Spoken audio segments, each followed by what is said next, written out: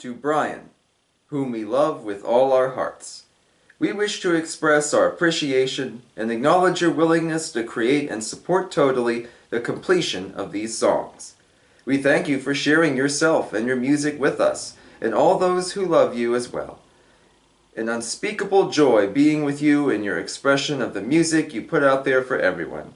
Brian, we feel honored and grateful, and we love you. Carl, Dennis, Michael, and Alan. That write-up accompanied by a nice picture of Brian and Marilyn. On the other side, the Beach Boys New Year's / Sweet 16 16th Anniversary Party. Why, ding dang, I believe it's time we talk about The Beach Boys Love You. Welcome back, friends, for another album anniversary. You know, when I started collecting Beach Boys stuff a couple decades ago, Love You was the album that many fans said is the most polarizing one the Beach Boys ever made. You either love it or you hate it. You either get it or you don't. And over the years, I think that oversimplifies the situation, but there is some truth to that. Love You is perhaps the quirkiest album the Beach Boys ever made. It has a lot of very unusual choices, both in its lyrics and its style.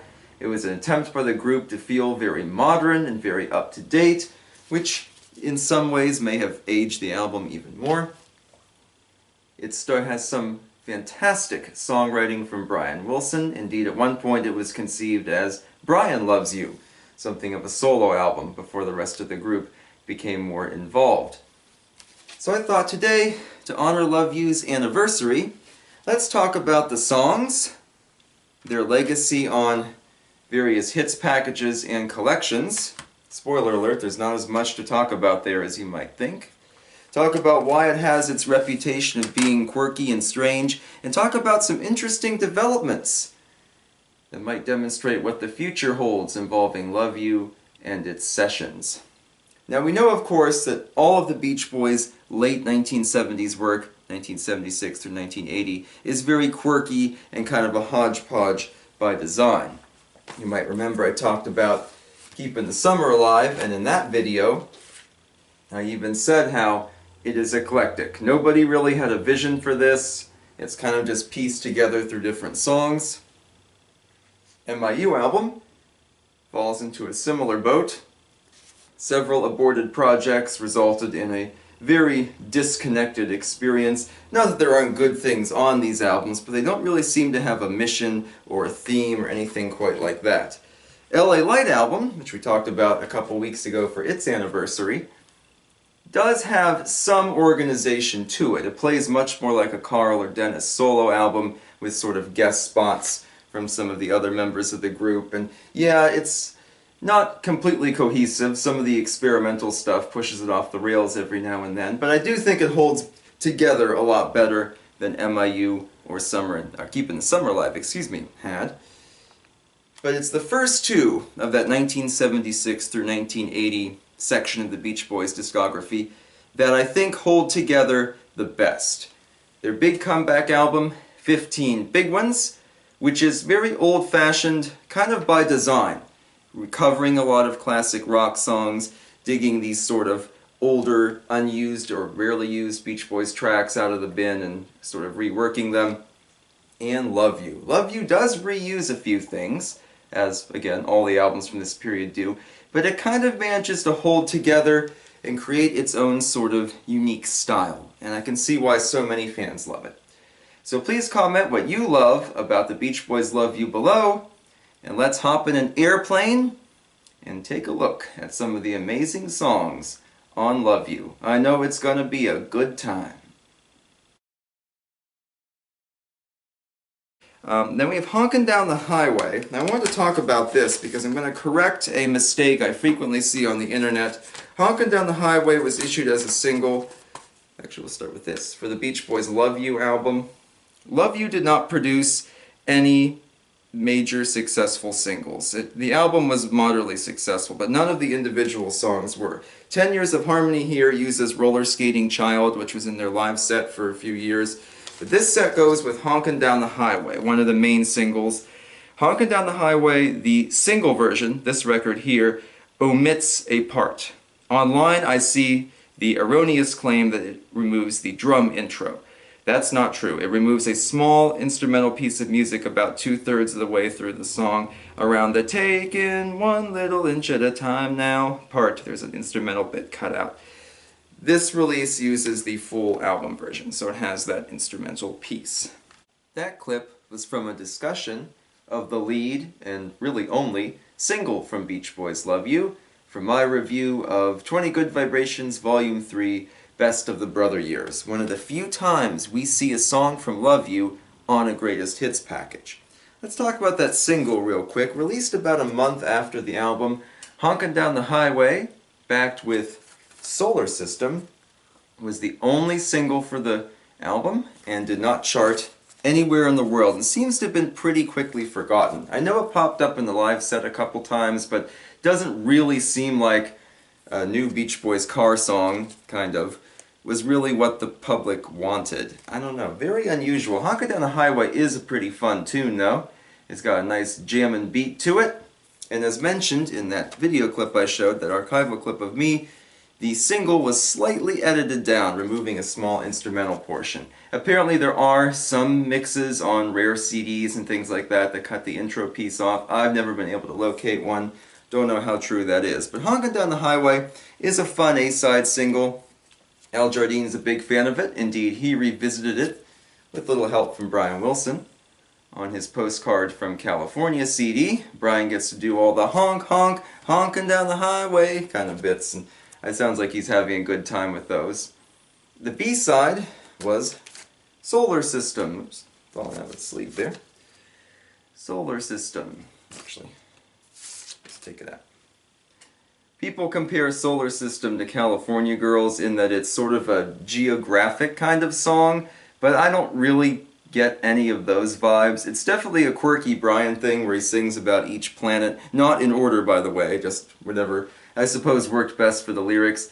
It's a fun little tune, kind of an odd choice for a B-side. I would have thought maybe Let Us Go On This Way or The Night Was So Young would maybe be a bit of a better choice.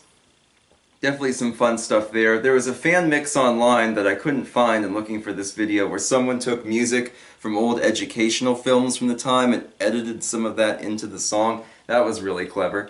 Sounded pretty cool, but yeah, neither Honkin' Down the Highway nor Solar System caught on with the record-buying public, and while they both have their fans today, and have both popped up in, well, admittedly one other place, the singles just weren't happening for this album. Indeed, Love You only peaked about number 53, which was a big step down from 15 Big Ones, which had been in the top 10 the previous year.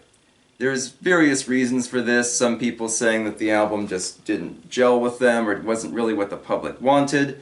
Mike Love, of course, blames some of the promotional campaigns and that kind of thing. They didn't do enough to push the album and push the single to make sure that people went and bought it. And the cover is also criticized sometimes. I thought for years it was supposed to be like a quilt. Apparently it's supposed to be something like a Navajo rug. My students think it looks like an old video game from like the late 70s, early 80s, kind of a pixelated thing. I don't know, it's a very odd cover. I kind of like it though.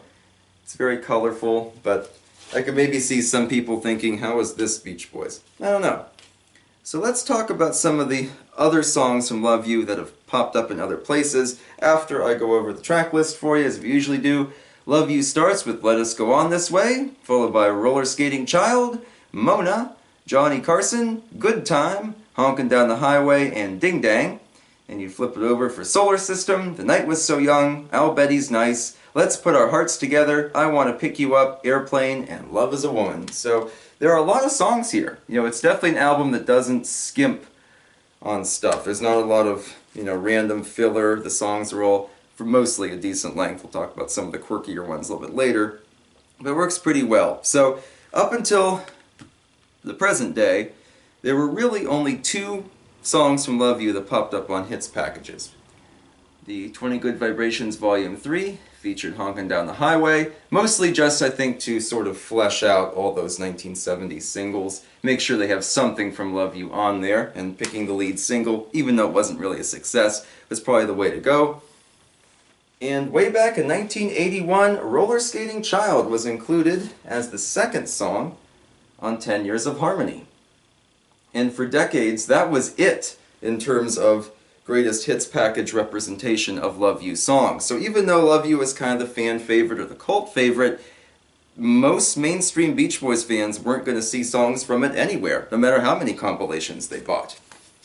And then a couple years ago, we saw the reissue of Sounds of Summer, the expanded CD and vinyl sets, and the CD expansions feature 2 Love You songs, one being The Night Was So Young, definite classic. That one does not get a new mix for this greatest hits package, it's the same one as usual, but one that does get a new mix is the opening track to Love You, Let Us Go On This Way. I really like the remix they did in 2021, 2022, to kind of update the song. I know not all Beach Boys fans were that pleased with it. Giggins said he thought it sounded really cartoony and over the top, but I think that actually kind of helps the song out. I like it when it's bombastic and crazy. And I think that's if you're going to do that with a Beach Boys song, that'd be one of the ones to do it to, for my money.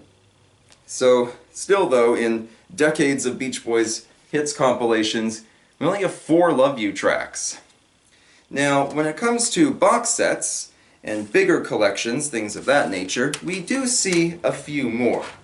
Back in the 90s, of course, we had the 30th anniversary box set, 30 Years of Good Vibrations, and the last kind of full CD of music on there features several songs from the Beach Boys' Love You, as it's showcasing kind of about 1972 up through 1988. And so we get a few on there. We get Let Us Go On This Way, The Night Was So Young, I'll Bet He's Nice, and my favorite from the album, Airplane.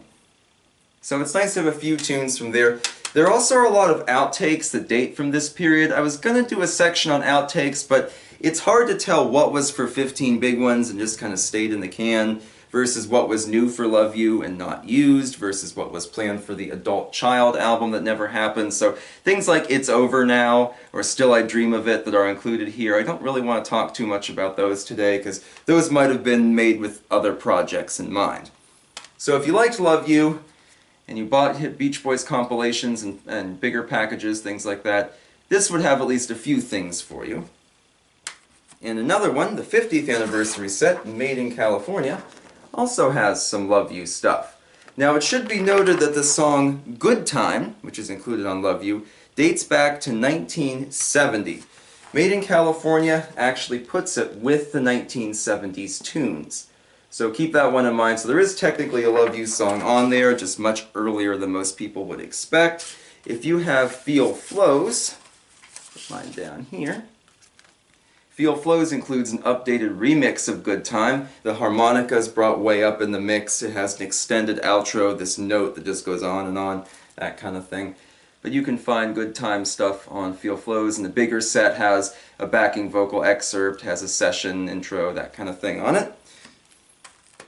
But in addition to Good Time, we get several of the same ones on the 30th anniversary set, except Made in California substitutes Airplane for Solar System, so that B-side single that we saw before finally gets a chance to pop up somewhere else besides the B-side of Honkin' Down the Highway in the original album. So that's kind of nice. So at the end of the day, not really a lot of Love You stuff circulating. Even though Ding Dang has become a huge fan favorite, it's not available on any other compilations. Brian Wilson put a few piano demos and sort of behind-the-scenes tracks on his website, but if you're looking to collect the Love You album by piecing together different compilations and box sets, you're not going to find everything you need. Why might that be? Oops, my album fell over. Sorry about that. Why might that be? Well, let's take a look at some of the quirkier aspects of Love You and see why some people are not particularly big fans. Then we have from Love You, Roller Skating Child. Roller Skating Child was part of the group's live set in the late 70s, probably why it's included here. Some of the songs on Love You are a bit awkward. This one a little bit, not too bad, not something, you know, like I Want to Pick You Up, which is a little bit more uncomfortable. It's nice to have it here, and surprisingly it's not too jarring a transition, but this is really the only place besides the Love You album to get Roller Skating Child. That clip from my 10 Years of Harmony review I think serves to kind of set the stage for why some people dislike Love You. Peter Buck wrote the liner notes in 2000 for the 15 Big Ones Love You CD twofer, and he writes how much he loves the album, that Love You is perhaps his favorite Beach Boys album. But he does admit it's not for everybody. It certainly has some unusual moments, and musically, it's not necessarily going to appeal to everybody. Now, Love You, of course, relies very heavily on synthesizers, an attempt for the group to sound very new and modern and up-to-date. The group would try this later, especially with albums like Still Cruisin' and Summer in Paradise, and we know that when the Beach Boys try to go as modern and contemporary as they possibly can, it doesn't always work. But I like what they do on Love You. Now, if you're not a fan of synth music already, Love You is probably not going to do a whole lot for you. I get that. But it's very unique, even just in the Beach Boys catalog, because it's really the only time the group went and did almost a full album with synthesizers.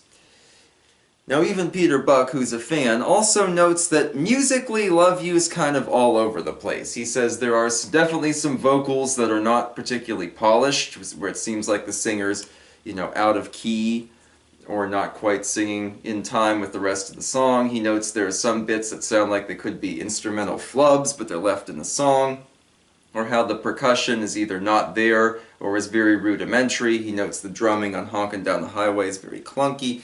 I'm not a musician, so those things don't bother me as much as they might maybe someone else who has a lot of music training. I could see them not liking that.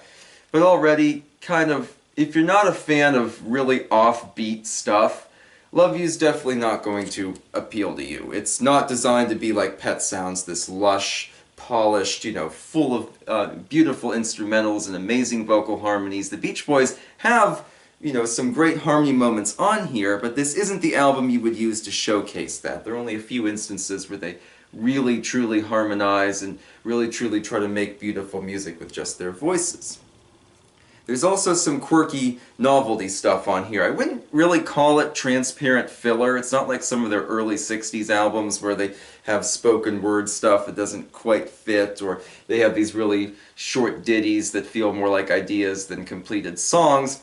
But we do get things like Johnny Carson. I'll play a clip a little later in this video of Steve Lewis and I discussing Johnny Carson, which is this really weird, kind of pseudo-demo-ish sounding song about watching Johnny Carson and how he's such a great guy, that kind of thing. That one definitely, I know, doesn't appeal to some people. It's a really weird instance and doesn't feel like a fully realized song.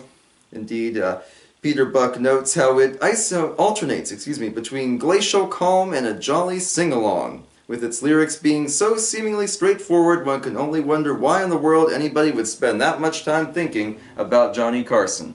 And he's kind of right. It's a weird song. It's not even really like a tribute.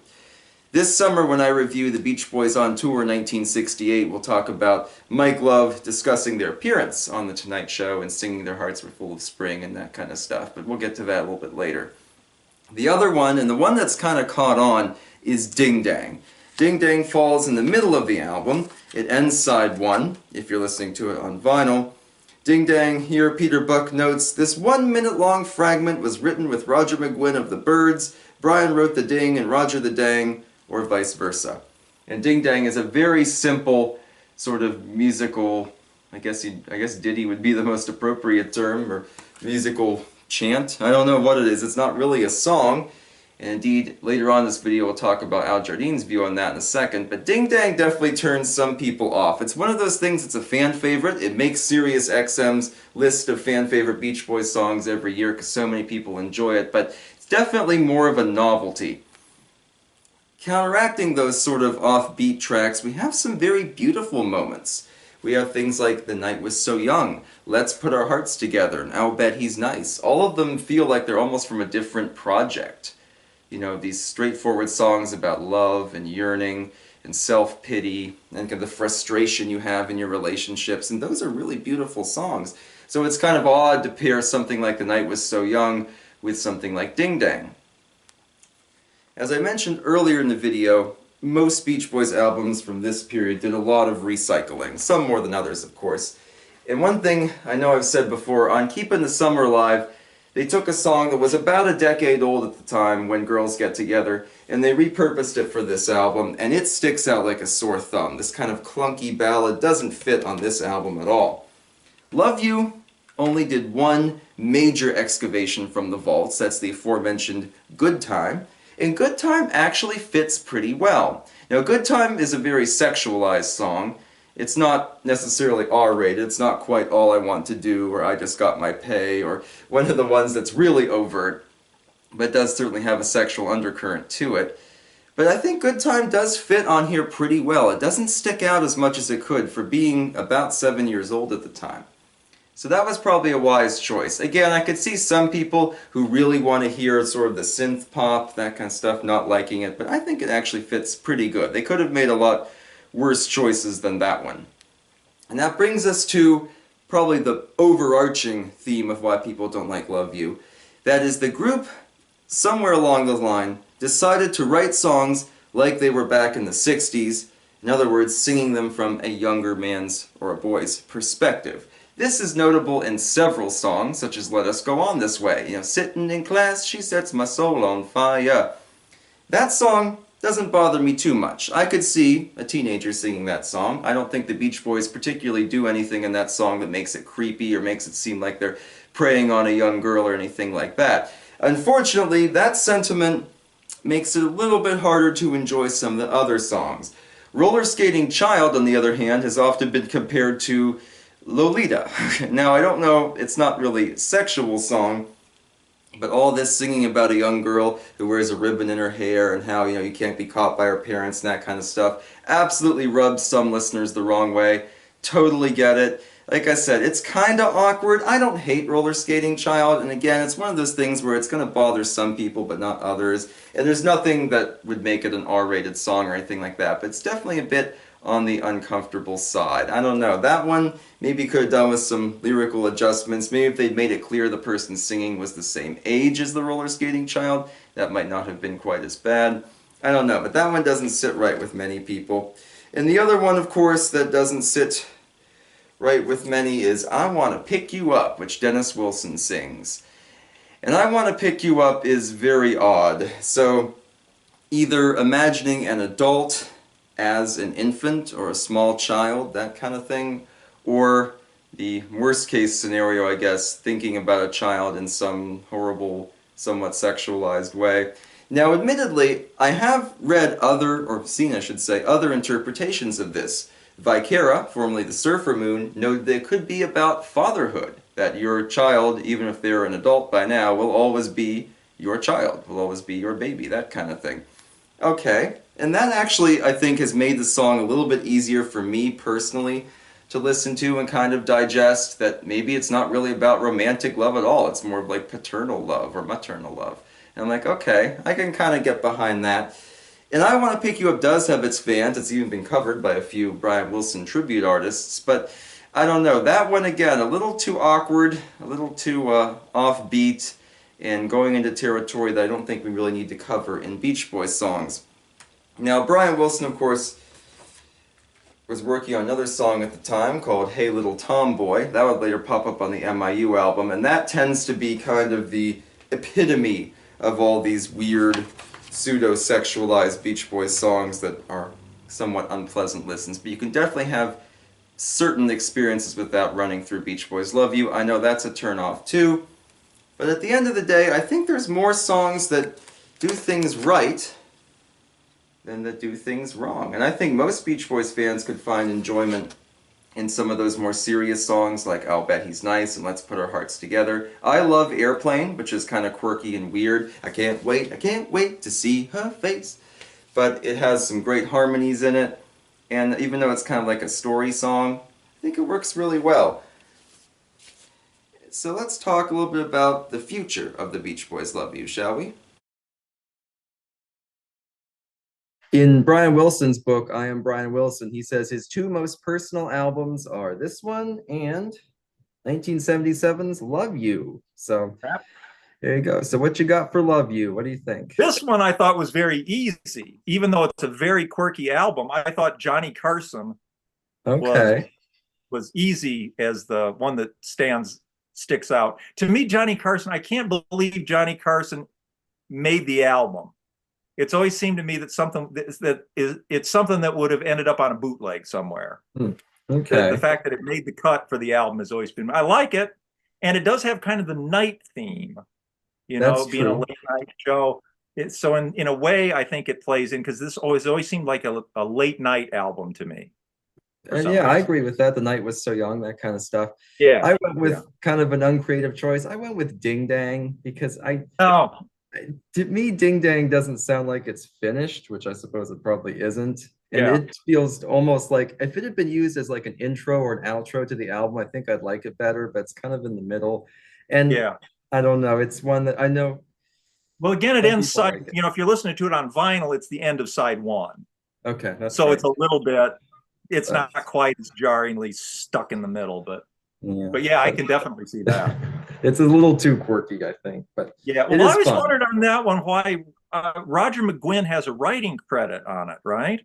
Yeah, he does. And he talks about in, what is that, Echoes of the Canyon. I think it's there, where he talks about Brian came over and played it for hours and hours. Brian was Okay. stoned, he played it for hours and hours. I always wonder what could McGuinn possibly have contributed to that little ding, dang, ding. What was, what did I he love a actually, girl. I love her so madly. Okay, who knows? maybe, yeah, I don't know. Yeah. I mean, Not to I don't mention know. there are like what 5 or 6 different bootleg versions of Ding Dang that float around with Yeah, different lyrics, and I don't yeah. I mean, know. he seemed to have it all worked out by the time he got to McGuinn's house for what it Yeah. is, but So I don't I know. don't know. I just thought, but Johnny Carson was a good pick too, because that is kind of unusual. Yeah, yeah. So what might the future hold for Love You? Well, Al Jardine has mentioned a late 70s box set could be on the horizon as early as late 2025. That'd be pretty impressive to see, and we could maybe get some context for all those mid to late 70s outtakes that float around. Additionally, Al Jardine has mentioned as he wants to tour with Brian's former band, he's going to play songs from Love You, including turning Ding Dang into sort of a full-length song with verses and other sort of additions, as well as covering things like Honkin' Down the Highway, Roller Skating Child. Mike Love, of course, has dismissed Love You as being kind of fragmented and weird, whilst Brian, of course, holds it as one of his personal favorites, one of the most underrated Beach Boys albums. So at the end of the day, what's going to become of Love You? I think Love You has gained a lot of traction over the years, and despite not really catching on upon its release in the 70s, I think it's become a quick fan favorite, and I think it'll be a firm fan favorite for many years to come. I'm sure we'll get some pretty interesting supplemental features, hopefully when that late 70s box set comes out. And I think eventually Love You songs will work their way back into the live set. There's a lot of potential here. Yeah, it's quirky. It's not some people's favorites. But I think at the end of the day, you can have a lot of fun with the Beach Boys' Love You. Hope you enjoyed the video. Please comment below with your thoughts on Love You and what we might get in the future. I hope to see you next time. So long.